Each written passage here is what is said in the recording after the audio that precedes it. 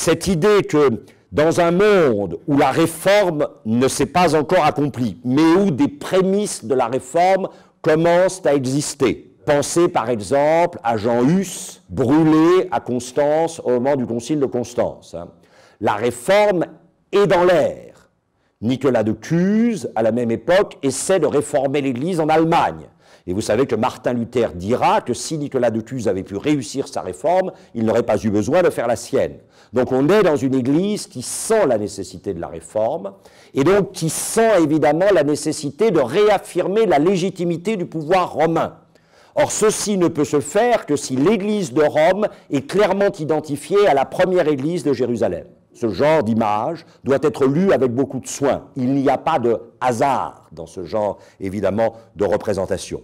Je passe rapidement sur les détails magnifiques du dessin des corps en mouvement, du dessin des visages, pour en venir à l'arrière-plan de la remise des clés à Saint-Pierre, le grand bâtiment à perspective centrale, avec effectivement ici ce somptueux élément hexagonal, la somptuosité évidemment de la coupole, les deux petits narthex de chaque côté qui font écho au narthex central que nous voyons, et c'est très clair que ce bâtiment à plan central est une sorte de marque de fabrique de la première Renaissance. C'est le moment où on se détache de l'architecture gothique, c'est le moment où on se détache d'une architecture empirique au profit d'une architecture planifiée, dans lequel la symétrie absolue du bâtiment renvoie continuellement à la symétrie du corps humain. L'homme est bien la mesure de toute chose.